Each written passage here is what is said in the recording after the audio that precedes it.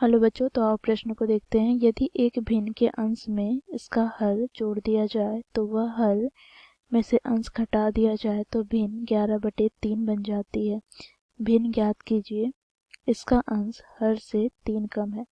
तो दिए गए प्रश्न की मुख्य अवधारणा की बात करें तो बच्चों यहाँ पर हम दो चरों वाले रैखिक समीकरण निकाय को हल करेंगे। तो इस दिए गए प्रश्न को बच्चों इस मुख्य अवधारणा की सहायता से हल करते हैं।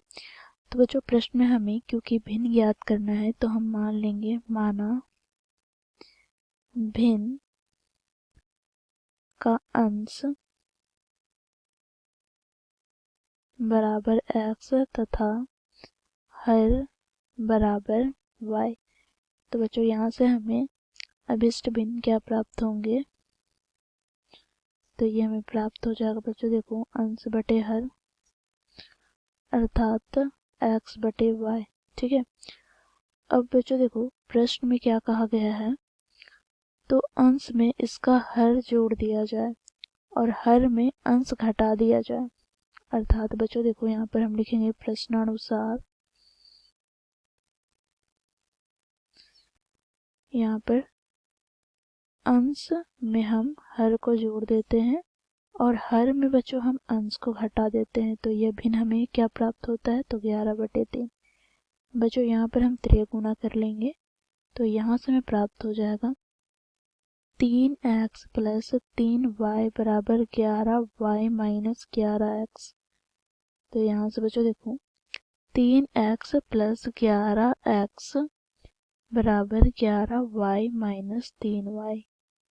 तो यहाँ से हमें प्राप्त क्या होगा, तो 11 + 3 14x बराबर यहाँ पर 8y। बच्चों देखो इसे 2 से विभाजित करेंगे तो 2 चौके 8, यहाँ पे 2 सते 14। तो यहाँ से हमें क्या प्राप्त हो गया, तो 7x - 4y बराबर 0। इसे हम समीकरण 1 मान लेते हैं।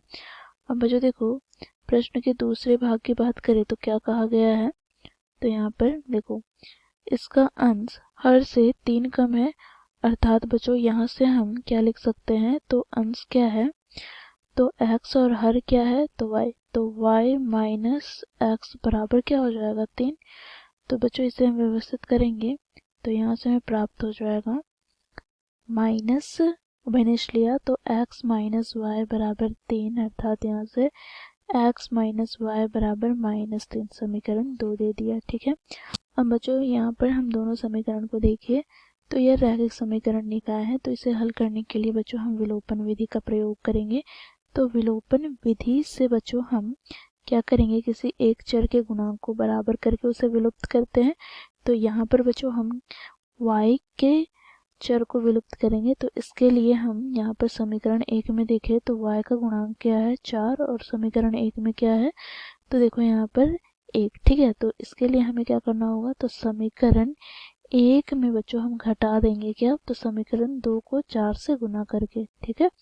तो समीकरण 1 में हमें दे रखा है 7x - 4y बराबर 0। तो समीकरण 2 में क्या है, तो देखो इसे हमें 4 से गुना करना है। तो 4x - 4y बराबर -4 × 12।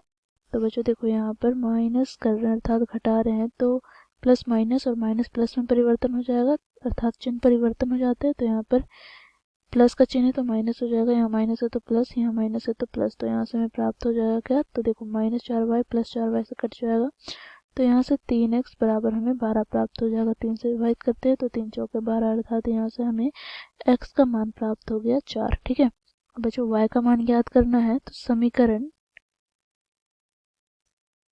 2 से हम क्या जानते हैं, तो y - x बराबर 3। अर्थात यहाँ से हमें प्राप्त क्या होगा, तो बच्चों देखो x का मान हमें 4 रखना है। ठीक है। तो यहाँ पर y - 4 बराबर 3। तो यहाँ से हमें y बराबर प्राप्त हो जाएगा 3 + 4 अर्थात 7। तो इस प्रकार बच्चों हम लोगों ने x और y का मान ज्ञात किया। बच्चों क्योंकि हमें प्रश्न में भिन्न ज्ञात करने हैं तो क्या करेंगे हम, तो यहाँ पर हम लिखेंगे अतः अभिष्ट भिन्न